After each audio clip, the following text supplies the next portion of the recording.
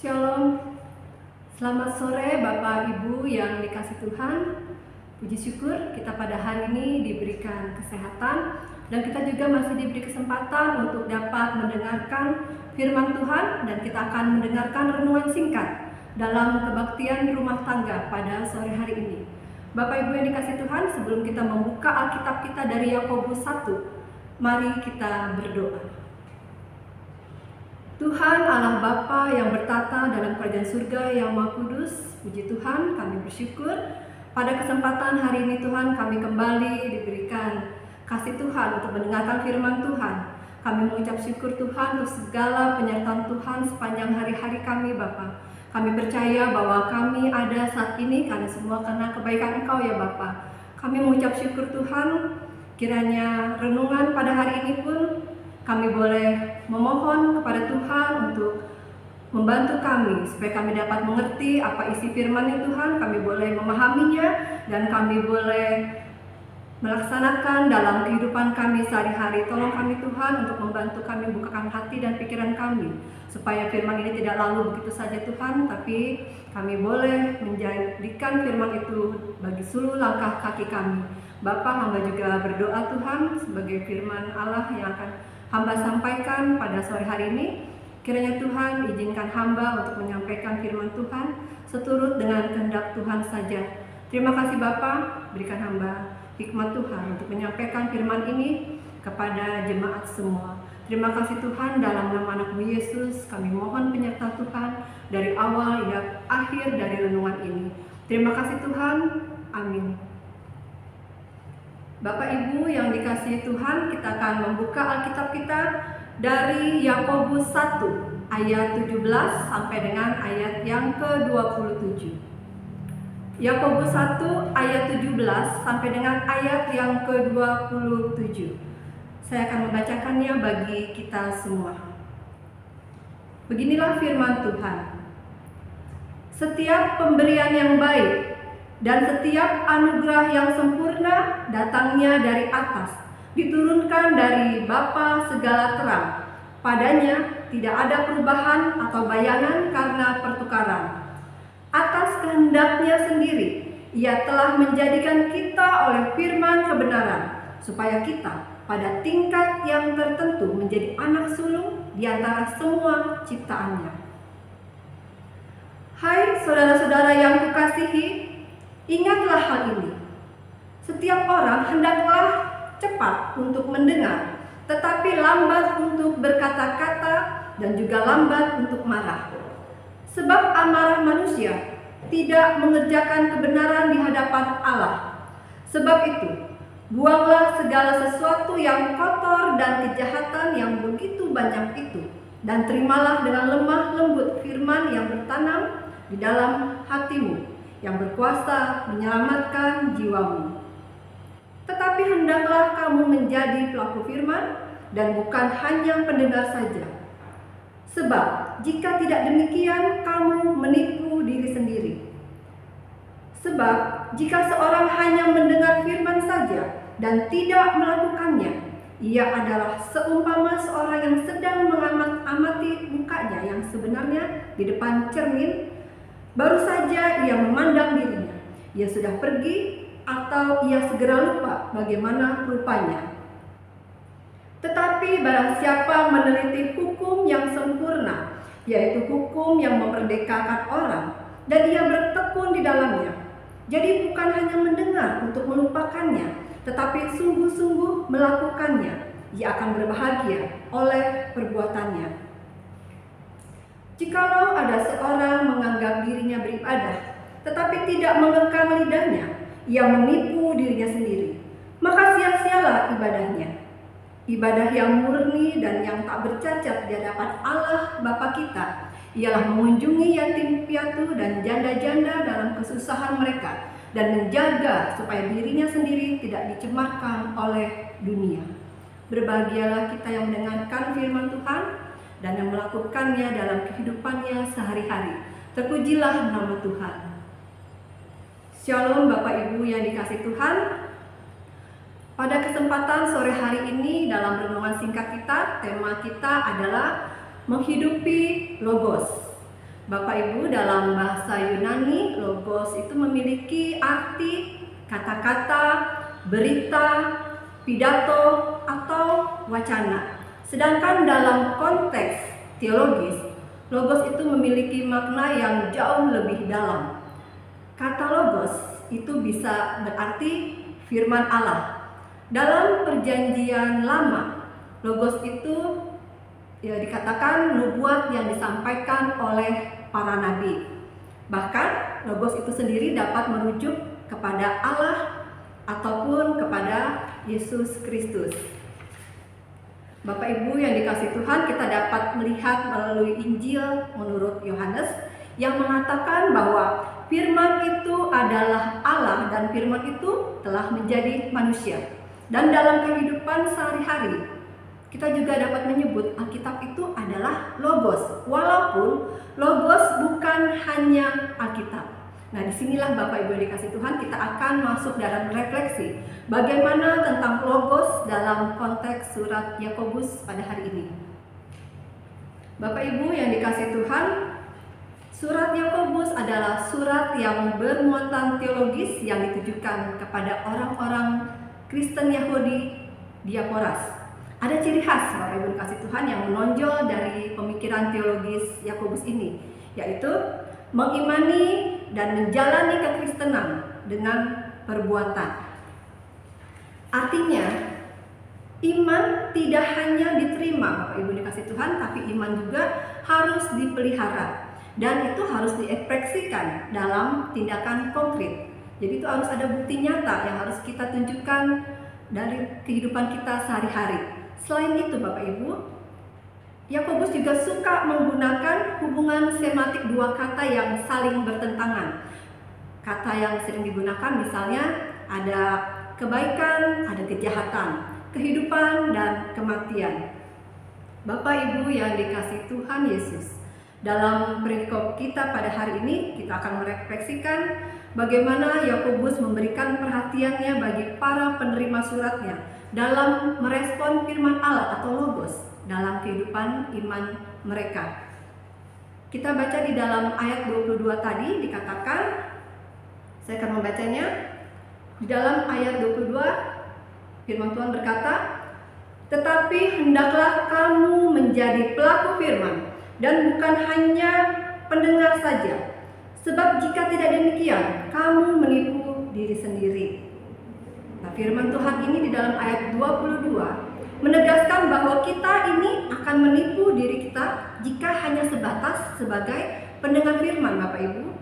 Kita menjadi seorang yang manipulatif bagi diri kita sendiri. Nah, salah satu karakter seorang yang manipulatif terhadap diri sendiri adalah ketika ucapan dan perbuatan ataupun kelakuan kita ini tidak sama, tidak sejalan dengan firman Tuhan. Dalam konteks pendengar dan pelaku firman, di satu sisi kita yang gemar sekali mendengarkan renungan, kita yang rajin beribadah mendengarkan khotbah, kita yang sering sekali rutin mengikuti kebaktian ataupun persekutuan. Namun, kadang-kala kita abai untuk menerjemahkan atau merefleksikan hal tersebut dalam kehidupan aktual kita Bapak Ibu dikasihi Tuhan. Bahkan, kadang-kadang pikiran kita, perkataan kita, serta tindakan kita itu tidak sama, tidak sejalan dengan firman Tuhan yang sudah kita dengar. Bapak Ibu yang dikasihi Tuhan, dalam firman Tuhan dikatakan bahwa Yakobus ini memberikan ilustrasi akan kondisi seperti tersebut. Kita, orang yang gemar mendengar firman Tuhan, yang rajin bersekutu, rajin menyampaikan khotbah, namun kita enggan melakukan itu, sama seperti seorang yang bercermin, melihat rupa dirinya di depan cermin, lalu tiba-tiba pergi dan lupa akan rupanya. Nah, ilustrasi ini Bapak Ibu mengartikan bahwa kita yang hanya mendengar sangat begitu mudah melupakan apa yang kita dengar. Jika ini terjadi, alhasil firman Allah yang selalu kita dengar, yang selalu kita ikuti, yang selalu kita rutin beribadah, kita tidak akan mendapatkan firman itu dapat berakar. Kalau tidak berakar, firman itu tidak akan bertumbuh, apalagi berbuah. Nah, akhirnya firman itu akan menjadi sia-sia, Bapak Ibu yang dikasih Tuhan. Nah, hari ini kita diajarkan oleh Yakobus, kita diingatkan bahwa hendaklah kita ini merespon firman kita dengan cara menerima satu paket, Bapak Ibu. Bukan hanya makanan jasmani ya, yang ada paketnya, paket 4 sehat 5 sempurna, juga paket-paket KFC, misal ada paket hemat. Ternyata untuk rohani kita pun, Yakobus mengajarkan kita untuk menerima satu paket, yaitu siap mendengar dan siap melakukannya. Nah, itu menjadi satu bagian yang utuh, yang tidak bisa dipisahkan, saling menjalin dan keduanya itu saling mengisi. Ada cara terbaik, Bapak Ibu dikasih Tuhan, ketika kita untuk dapat menjadi pendengar dan pelaku firman adalah pertama, kita merefleksikan bahwa kita hidup ini karena Kristus. Kita memperoleh pengampunan karena Kristus, dan kita mendapat keselamatan pula karena Kristus. Kita selalu disertai oleh Kristus. Untuk itu, hendaklah kita hidup dengan menghidupi Kristus. Yang kedua, firman Allah tidak hanya didengar, Bapak Ibu, namun juga dia harus dihidupkan dengan cara kita yang menjadi pelaku firman. Kita harus menerjemahkan setiap firman yang kita dengar, atau kita refleksikan setiap kata-kata yang berasal dari Allah. Dan secara konkret itu dinyatakan dalam pikiran kita, dalam perkataan kita, dan dalam tindakan kita. Dengan demikian, jika kita melakukan semua itu, niscaya kita ini bukan golongan orang-orang yang manipulatif bagi diri kita sendiri di hadapan Kristus. Bapak Ibu yang dikasih Tuhan, kita tentu bersyukur bahwa kita diberikan 2 mata untuk bisa melihat. Kita diberikan juga 2 telinga sehingga kita dapat mendengar. Dan juga jangan lupa bahwa kita juga diberkati Tuhan untuk dilengkapi pula dengan 2 tangan dan 2 kaki. Artinya bahwa dengan mata kita dapat melihat orang lain, di mana kita bisa melihat kekurangan seseorang untuk memberikan bantuan, kita bisa mendengar orang yang berkeluh kesah ataupun yang bersedih, dan kita juga memiliki kedua tangan dan kaki ketika kita harus membantu atau sesegera mungkin menolong orang. Itulah Bapak Ibu yang dikasih Tuhan, cara kita menghidupkan dan memegang firman Tuhan, agar dengan apa yang Allah berikan dari mata, telinga, tangan, dan kaki itu, kita bisa melakukan firman Tuhan. Tapi terkadang kita punya kendala, Bapak Ibu dikasih Tuhan. Kendala dalam kehidupan kita menjadi orang yang tidak mau jadi pelaku firman, seringkali adalah masih masalah kedagingan. Nah, kedagingan ini yang kadang membuat kita sulit untuk kita dapat menerapkan firman Tuhan ataupun menjadi pelaku firman. Seharusnya kalau kita mendengar firman Tuhan tentang kasih, kita mendengarkan firman Tuhan tentang kasih berulang kali, tetapi kadang-kala kedagingan kita susah. Bagaimana kita mau mengasihi orang lain? Keluarga terdekat kita pun kita masih menyimpan akar pahit, apalagi keluarga yang jauh. Nah, itu Bapak Ibu dikasih Tuhan, ketika kita mendengar renungan firman Tuhan, kasih Allah, kita juga mendengarkan tentang pengampunan. Ketika kita juga harus mengampuni orang, terkadang kita juga berat rasanya memaafkan orang. Kita gengsi untuk minta maaf duluan ataupun menerima permohonan maaf dari orang, kita pun masih egois. Nah, itulah kedagingan-kedagingan yang selalu ada di dalam diri kita.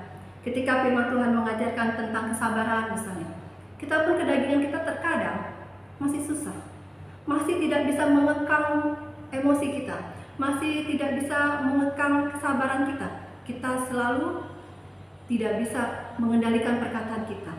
Nah, seharusnya ketika Allah hadir bersama kita, kita ini adalah surat terbuka yang harusnya dibaca oleh semua orang. Ketika orang melihat kita bahwa kita adalah Kristus, bahwa kasih Allah ada di dalam diri kita, hendaklah semua orang dapat melihat kebaikan Allah di dalam diri kita. Nah, Bapak Ibu yang dikasih Tuhan, firman Tuhan kita sering mendengar, dan hari ini pun firman Tuhan mengajarkan bahwa kita bukan hanya menjadi pendengar, tapi lakukanlah apa yang sesuai dengan firman Tuhan, supaya orang lain melihat kemuliaan Allah melalui perbuatan kita.